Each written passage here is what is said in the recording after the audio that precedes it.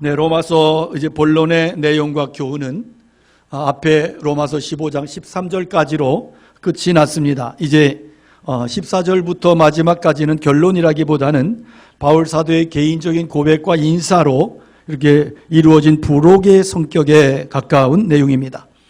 사도는 이제 자신이 하나님의 부름을 받아 복음의 일꾼이 되어서 지난 30여 년간 이방인들에게 복음을 전하며 살아온 자신의 삶을 돌아보며 회고하며 그동안 그의 인생을 통하여 역사하신 성령의 역사와 하나님의 역사를 그가 이제 로마 교회의 사람들에게 또 성경을 읽는 사람들에게 이 내용들을 소개하고 고백하고 있습니다.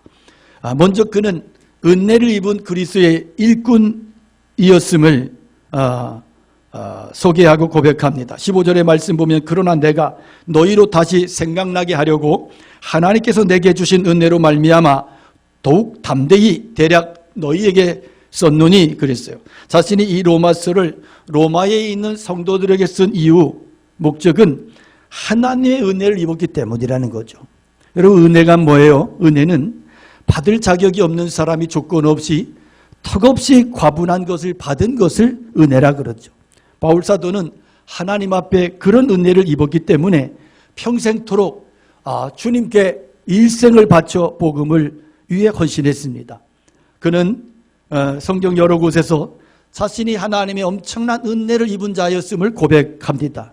고린도전서 15장 8절에 보면 만삭되지 못하여 난 자와 같다. 옛날 사람들이 팔싹둥이다 그랬죠. 그렇게 온전치 못한 소위 덜 떨어진 인생, 하나님이 자신 앞에서 자신이 하나님 앞에서 얼마나 부족하고 못난 인생인가를 깨달았다는 이야기죠. 그래서 나는 사도 중에 가장 작은 자라 그랬고, 그러나 내가 나의 놔둔 것은 하나님의 은혜로 된 것이니 내게 주신 그의 은혜가 헛되지 아니하여 내가 모든 사도보다 더 많이 수고하였으나 내가 한 것이 아니요 오직 나와 함께 하신 그리스도께서 하나님께서 함께 하신 그 은혜라고 그렇게 고백을 합니다. 왜 그가 이렇게 자신을 가리켜서 못난 인생이라고 고백하고 하나님의 큰 은혜를 입었다고 고백할까요? 이전에 예수 믿기 이전에 자신의 상태를 그가 너무 잘 알기 때문이죠. 디모데전서 1장 12절에 보면 나를 능하게 하신 그리스도 예수 우리 주께 내가 감사함은 나를 충성되이 여겨 내게 직분을 맡기심이니 내가 전에는 비방자요 박해자요 폭행자였으나 도리어 긍휼을 입은 것은 내가 믿지 아니할 때에 알지 못하고 행하였음이라 그랬습니다. 자, 그가 전에는 예수님을 극렬하게 반대했던 핍박자였어요. 그런데 하나님께서 그를 벌하지 아니하시고 그를 용서해 주시고 구원의 복음을 전하는 사도로 세우셨단 말이죠. 근데 이렇게 한 것은 그가 알지 못하고 행했던 것을 하나님께서 긍휼로 사랑으로 받아주셔서 내가 오늘 이런 은혜를 누리고 있다는 거죠. 16절에 보면 이 은혜는 곧 나로 이방인을 위하여 그리스도 예수의 일꾼이 되게 하신 것이다. 그러니까 자신이 하나님의 은혜를 입은 가장 큰 은혜가 뭐라는 거예요? 그리스도의 일꾼이 된 것이 가장 큰 은혜라는 거예요. 다시 말하면 하나님이 나 같은 죄인을 써주시는 것이 가장 큰 은혜다. 이것이 가장 큰 축복이다 하는 것입니다. 그러니까 축복은 내가 많은 것을 받아 누렸다가 아니에요. 하나님 앞에 쓰임받는 것이 축복이고 하나님의 은혜를 부어주셔서 내가 그 은혜 안에서 감사함으로 사역하고 감사함으로 인생을 살아가고 감사함으로 하나님의 사역에 동참하는 것이 가장 큰 축복이라는 것입니다. 자, 그러면 하나님의 은혜로 하나님의 일꾼이 된 사람은 어떻게 하나님을 섬기느냐? 이 일꾼이라고 하는 단어는 미니스텐이라고 하는 단어로 어떤 노예의 개념이 아니고 자원봉사자, 요즘 말로 하면 자원봉사자의 개념이. 그러니까 이 노예는 뭐냐면 시키는 것만 해. 그리고 책임은 주인이 지는 거야. 그런데 이 일꾼, 본문에서 바울 사도가 자신을 향해서 자신을 가리켜 일꾼이라고 하는 이 고백, 이 단어는 뭐냐 하면 자기가 봉사도 하고 책임도 지는 사람이에요. 그래서 자기는 자원하는 봉사자, 기쁨으로 하나님의 일을 하는 사람이다, 그런 말이죠. 하나님의 은혜에 감사해서 자원해서 하나님의 사역을 지금까지 그렇게 감당해 왔다는 거예요. 여러분, 이것이 은혜를 입은 사람의 모습인 것입니다. 하나님께서 나를 부르시고 내게 일을 맡기셨다는 사실이 너무 감격스러운 거예요. 저는 제가 목사 안수 받을 때 정말 엄청나게 울었습니다. 그렇게 눈물이 나더라고요. 왜냐하면 참 부족한 사람, 하나님께서 저 같은 못난 주인을 그렇게 구원하시고 그리고 준비시키셔서 목사 되게 하시는 그 사건이 너무 엄청난 사건. 그래가지고 이게 울 줄 알았으면 손수건이라도 한 두세 장 가지고 갔으면 이게 좀 난감하지 않은데 이게 손수건도 안 가져가는데 막 눈물이 너무 쏟아지니까 그래가지고 나중에 어떻게 했냐면 콧물을 이렇게 받아가지고 양말 이래서 이렇게 딱 이거를 했어요. 주책 바가지. 그런데 그냥 그런 거예요. 하나님이 나를 써주신다. 하나님이 나에게 일을 맡기셨다. 이게 너무 감사한 거죠. 여러분, 하나님의 일을 우리가 감당할 때 자원하는 일꾼의 자세로 그렇게 감사함으로 기쁨으로 헌신할 수 있기를 축복합니다. 축복합니다. 그러니까 내가 목사인데 안 할 수도 없고 내가 장로인데 내가 권사고 안수집사인데 미치겠다.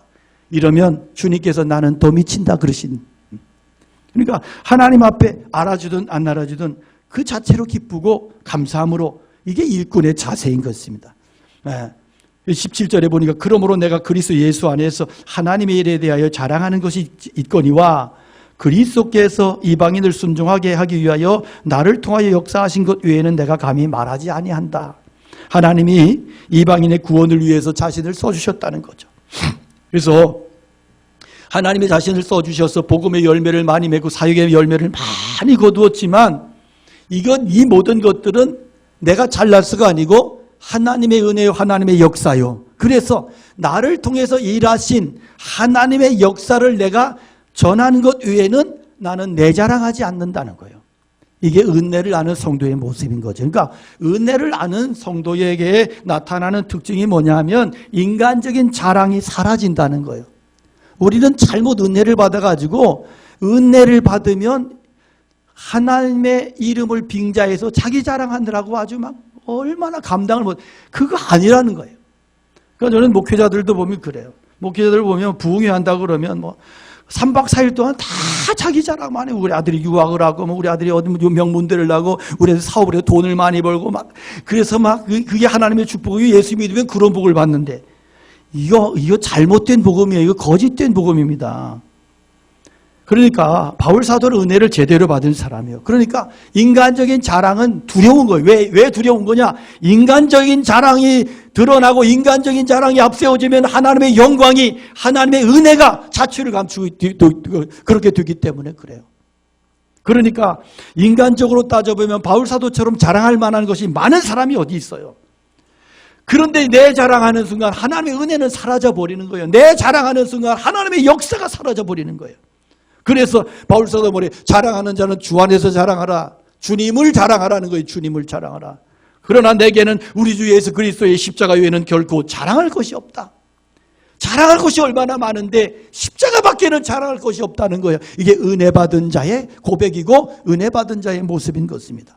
그래서 예수 믿는 사람은 자기 자랑 두려워할 줄 알아야 돼. 주님만이 자랑이 되고 주님의 십자가만이 자랑이 될 수 있기를 축복합니다. 그럴 때 복음이 복음되는 거예요. 내 자랑 잘못하면 그러죠. 앞에서는 들어주는데 결국은 지 자랑이네.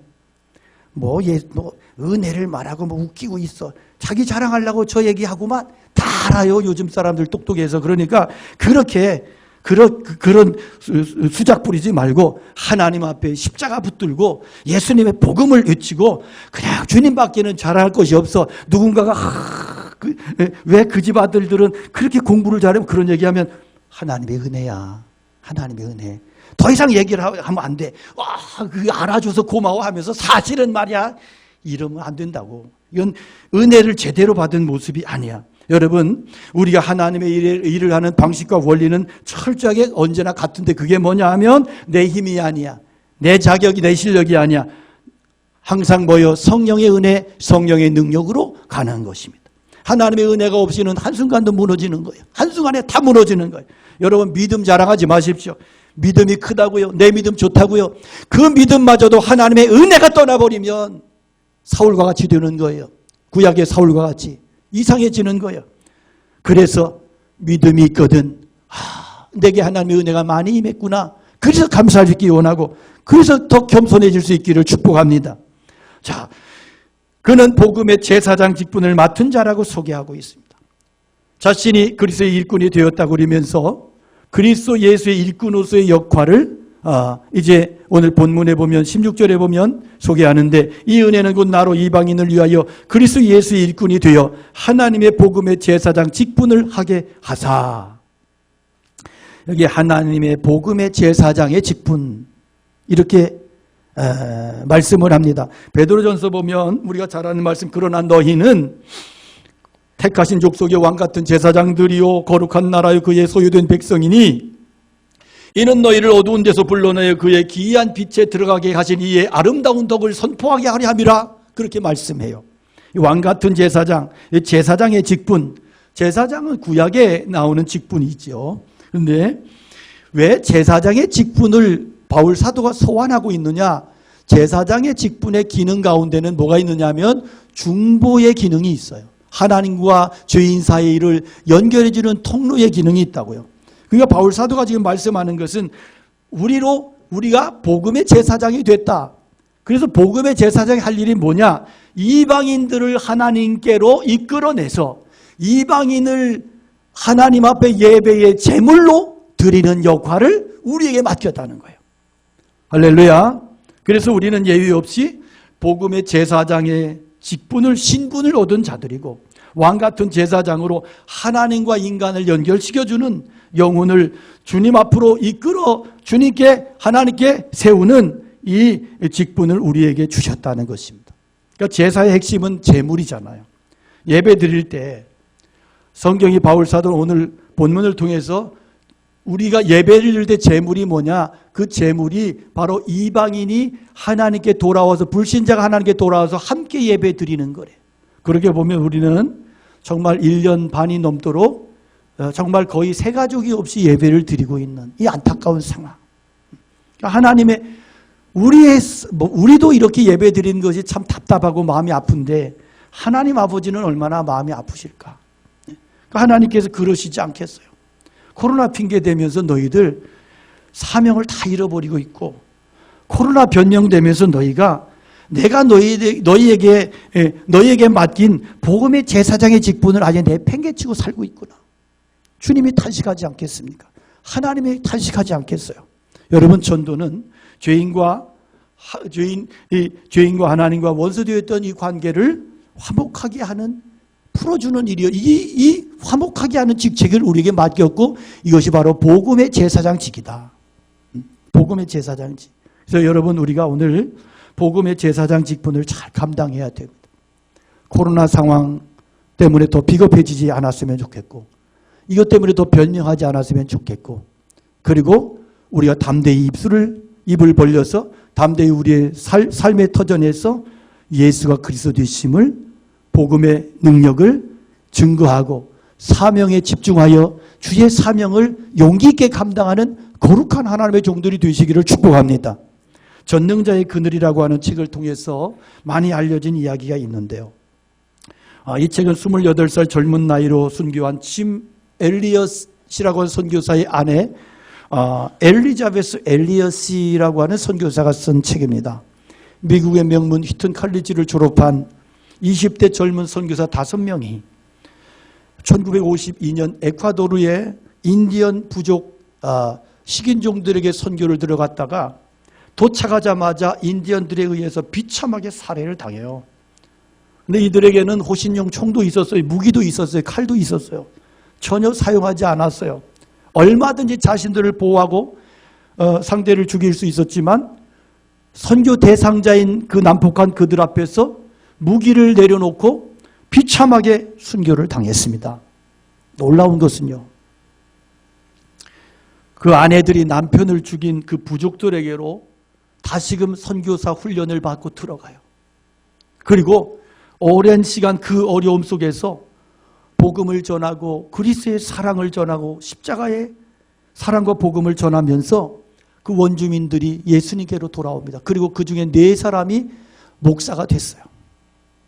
그런데 당시 이 사건에 대해서 기자들이 아주 냉소적이고 비판적인 글들을 쏟아냅니다. 왜냐하면 명문대를 졸업한 지성인들이 사람을 무작위로 죽이는 난폭한 인디언들에게 들어가는 것이 비지성적이고 불필요한 낭비라는 거예요. 그래서 굉장히 많이 비판을 합니다. 우리가 여러 해 전에 아프가니스탄에 선교사로, 의료 선교사로 들어갔던 사람들이 이렇게 어려움을 당했을 때 교회들도 얼마나 비난을 많이 했는지 몰라요. 그런데 그때 이 매스컴들이 굉장히 오도를 많이 하고 굉장히 왜곡해서 보도를 했습니다. 그래서 안전한 길이 있지만 돌아갔다는 헛소리 했는데 그 길밖에 없습니다. 그 길이 가장 안전한 길로 그들이 갔어요. 그런데 이 안티 기독교 이 언론들이 다 그것을 오도하고 곡해하고 왜곡시켜서 교회를 완전히 난도질했습니다. 그러나 여러분, 냉정하게 보면 우리가 초대교회를 봐도 교회 역사를 봐도 순교자들은 언제라도 있었어요. 순교를 거부한다면, 순교를 부정한다면 우리의 복음은 없는 거예요. 그래서 그때 이 짐 엘리엇의 아내 엘리자베스가 이렇게 대답합니다. 아니, 이것이 낭비라니. 나의 남편의 죽음은 낭비가 아니다. 그의 온 생애는 이것을 위해, 순교를 위해 준비해 왔고 그는 순교의 순간을 위해 살아온 사람이다. 나의 남편 짐 엘리엇은 하나님 앞에서 당신의 자기의 책임을 온전히 수행하고 목표를 달성하고 그렇게 하나님께로 간 행복한 선교사다. 그렇게 대답을 했습니다. 그런데 이 내용은 짐 엘리엇의 대학 시절의 일기를 통해서 입증이 됐어요. 일기의 내용입니다. 하나님께 기도합니다. 이 쓸모없는 나무계피에 불을 붙여 주시옵소서. 그리고 주님을 위해 타오르게 하여 주시옵소서. 나의 삶을 소멸하여 주옵소서. 주님을 위하여. 나의 하나님이여, 이것은 주의 것입니다. 나는 오래 살기를 원치 않습니다. 오직 주 예수로 풍성한 삶을 살게 하여 주옵소서. 당신과 같이 주 예수님처럼. 이것이 그의 일기의 내용입니다. 짐 엘리엇은 전능자의 그늘 아래서 주님과 함께 풍성한 삶을 단 하루를 살지라도 예수 그리스도와 더불어서 그렇게 살다가 죽기를 구했던 선교사였습니다. 그가 남긴 명언이 있습니다. 결코 잃어버릴 수 없는 것을 얻기 위하여 지킬 수 없는 것을 버리는 자는 결코 어리석은 자가 아니다. 잃어버릴 수 없는 복음을 위하여 지킬 수 없는 목숨을 버리는 자는 결코 어리석은 자가 아니라고 그가 고백했습니다. 무엇이 이들을 그렇게 숭고하게 살도록 만들었을까요? 이것이 복음의 능력, 십자가의 능력, 하나님의 은혜의 힘인 것입니다. 여러분, 신약의 제사장의 직무는 율법 아래에서 노예처럼 억지로 하는 게 아니에요. 굉장히 자발적인 거예요. 기쁨으로, 그리고 감사함으로 내 자신의 생명을 주님 앞에 십자가에 내어놓을 만큼 그렇게 자발적이고 적극적인 것입니다. 우리 교회에서 지난 2019년부터 후원하고 있는 인도네시아 김찬 김영인 선교사 가정이 있습니다. 김영인 선교사는 제 친조카예요. 어릴 때부터 목회자의 가정에서 그렇게 선교의 비전을 가지고 기도하다가 결혼하고 인도네시아 선교사로 헌신을 해서 10여 년 동안 선교지에서 주님을 열심히 섬겼습니다. 그 사역을 하다가 몸이 안 좋아서 지난해 11월에 한국에 들어와서 진단을 받았는데 암 말기예요. 온통 뼈에도 간에도 다 전이가 돼버린 거예요. 6개월 동안 투병하다가 어제 새벽에 주님 나라로 갔습니다. 올해로 39살 어린 나이예요. 아이들이 아직 초등학교 저학년이에요. 인간적으로 생각하면 제가 너무너무 마음이 아파요. 이제 예배 마치고 발인 예배가 있어서 출발을 하려고 해요. 가난한 목회자의 집안에서 태어나서 어릴 때부터 꿈을 꿔왔던 것이 선교사예요. 그 착한 아이가, 때묻지 않은 그 순수한 아이가 어릴 때부터 주님께 헌신했고, 그리고 선교사 꿈꾸며 준비했고, 그 자기의 꿈을 이루었어. 선교사가 돼서 선교지에 나가서 젊은 나이에 선교지로 부름받아서 10여 년 동안 사역을 했습니다. 그가 선택한 인생은 이 땅의 가치가 아닌 하늘의 가치였습니다. 그래서 이 땅에서 좋은 것, 하고 싶은 것 다 포기하고 열심히 선교사로 준비하고 주님을 위해서 헌신했습니다. 그리고 선교지에서 그냥 고생만 실컷 하다가 그렇게 갔어. 너무 젊은 나이에 갔어요. 세상의 논리로 보면 영인 선교사의 인생은 참 어리석어. 바보 같은 인생이야. 왜 그렇게 살아? 내가 하고 싶은 거 하면서 살지. 예수 믿는다고 하면서도 얼마든지 내 하고 싶은 일 하는데 너무너무 안타깝잖아. 그러나 여러분, 하늘의 논리로 보면 슈 엘리엇의 아내 엘리자베스의 고백처럼 그의 죽음은 헛된 낭비가 아니요. 그는 이 땅에서 다른 것 다 포기해버리고 하늘의 사명 따라 살다가 하늘의 부르심을 따라 목표를 다하고 주님께로 때묻기 전에, 타락하기 전에, 변질되기 전에 순결 그 자체로 주님께로, 주님 나라로 간 참 행복한 사람이 되었어요. 여러분, 100년 살다 죽어도 수치스럽고 한심한 부끄러운 인생이 있고요. 20년, 30년 살다가 가더라도 정말 가치 있고 존귀한 인생이 있더라고요.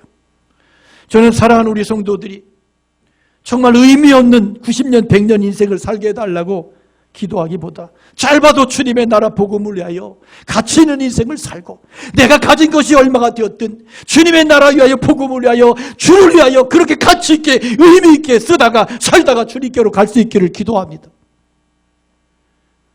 목회하면서 보면 정말 부질없는 목숨을 유지하려고 그렇게 비열하게 안타깝게 사는 인생들 많은데 저는 지금도 기도하고 있는 것이 그거예요. 주님, 갈 때가 되면 깨끗이 가기 원합니다.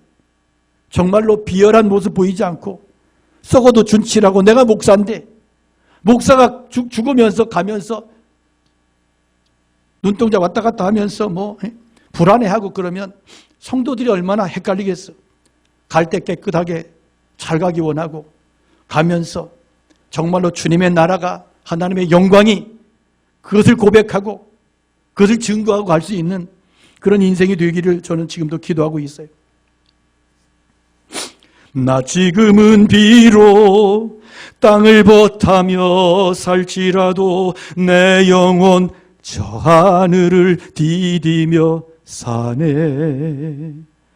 내 주님 계신 눈물 없는 곳 저 하늘에 숨겨둔 내 소망이 있네. 보고 본 얼굴들 그리운 이름들 많이 생각나. 때론 가슴 터지도록 기다려지는 곳 내 아버지 넓은 품 날 맞으시는 저 하늘에 쌓은 내 소망이 있네. 주님 그 나라에 이를 때까지 순례의 걸음 멈추지 않으며 어떤 시련이 와도 나 두렵지 않네. 주와 함께 걷는 이 길에. 사랑하는 성도 여러분, 우리의 마지막의 모습이 우리의 살아가는 순간순간이 정말로 주님과 함께 주님의 일꾼으로 주님의 사역자로 그렇게 감사하며 감격하며 걸어가는 우리의 인생의 길이 되기를 축복합니다.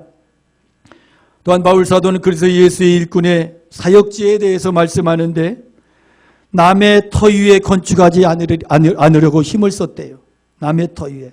그러니까 바울 사도는 당시에 복음이 많이 전해지지 않은 상태에서 어떻게 하면 한 영혼에게라도 더 복음을 전할 수 있을까? 그래서 그렇게 정신없이 미친 사람처럼 뛰어다니면서 복음을 위해서 헌신했어.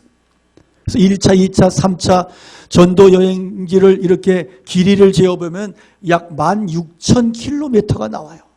그 당시에 상상할 수 없는 그 당시에 목숨의 위험이 얼마나 많았고 선교 여행 가다가 위험한 상황을 만나고 난폭한 그런 산도적을 만나면 그냥 끝나는 상황인데 그 죽음의 경계를 수없이 넘나들면서 그는 그렇게 미친 듯이 복음을 위해서 헌신했고 복음을 전했어.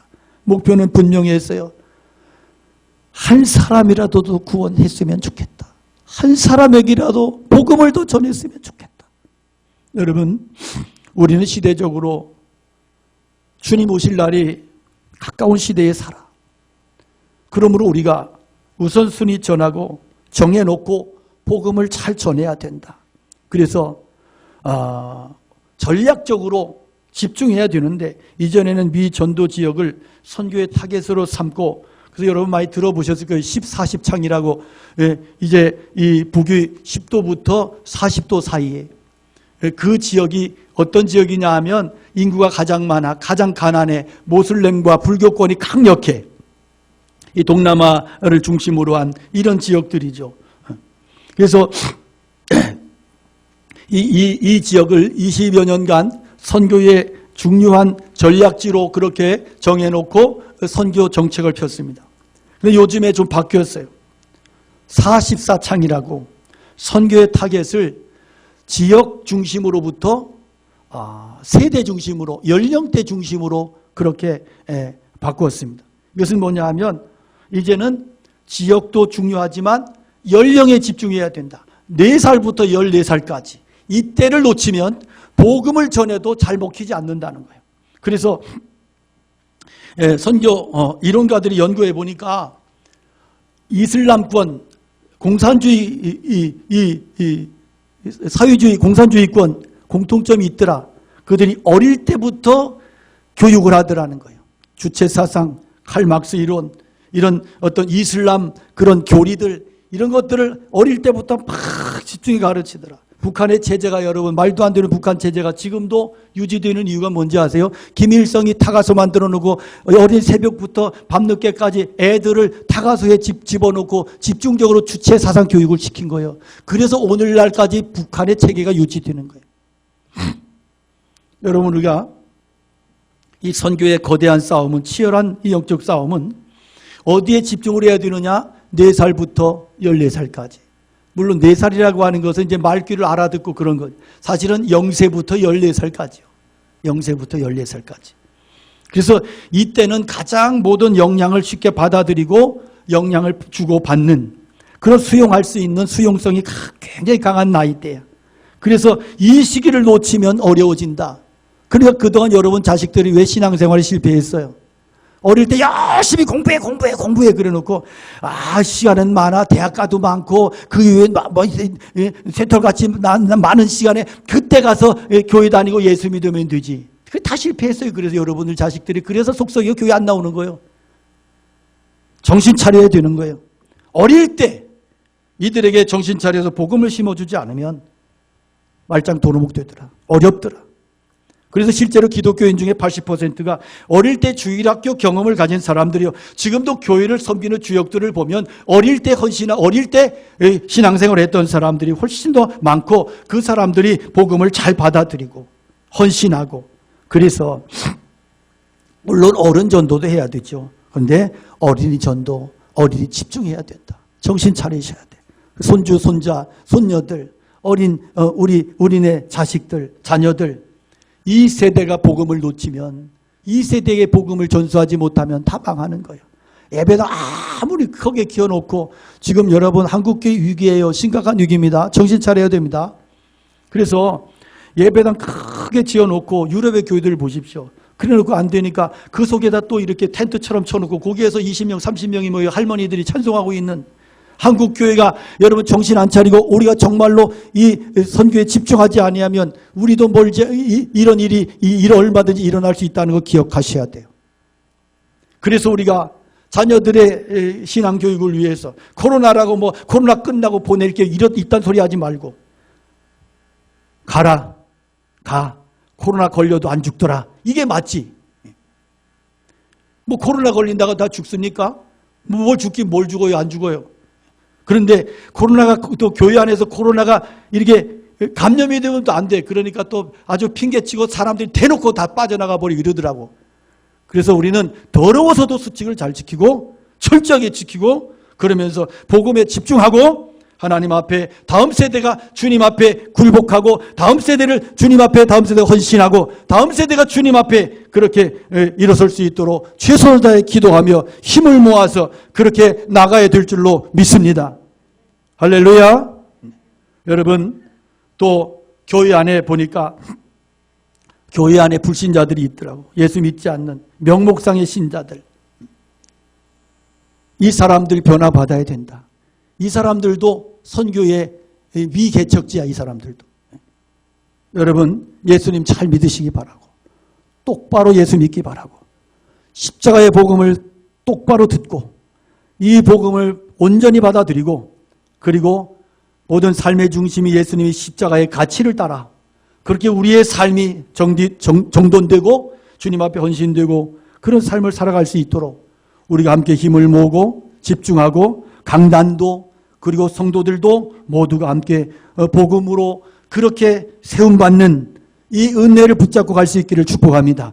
교회의 존재 목적도, 예수 믿는 사람의 삶의 목적도 십자가의 복음을 전하는 것이요. 이를 위해서 우리가 은혜를 입었고 그리스도의 일꾼이 되었고, 우리가 이것을 위해서 하나님의 도구로 복음의 제사장직으로 그렇게 부름을 받았음을 기억하십시오. 하나님 가장 기뻐하시는 예물은 누구라고요? 예수 믿지 않는 불신자 영혼이 하나님께로 돌아오는 것. 여러분 기도할 수 있기 원하고, 우리가 함께 이 코로나 시대지만 우리가 정말로 영성을 회복하고 그리고 담력을 회복하고 주님 앞에 이 사명을 위하여 우리가 깨어나기를 간절히 원합니다. 주님의 기쁨이 되기를 원합니다. 은혜로 부르신 하나님의 부름 따라서 복음의 제사장의 사명 힘써 감당하는 거룩한 믿음의 종들이 되시고, 주님 앞에 정말로 바른 믿음 가지고 그렇게 주님을 온전히 섬기다가 주님 부르실 때 영광 가운데 기쁨으로 주 앞에 설 수 있는 모두가 될 수 있기를 주님의 이름으로 축원합니다. 말씀 기억하면서 함께 찬양 올려드립니다.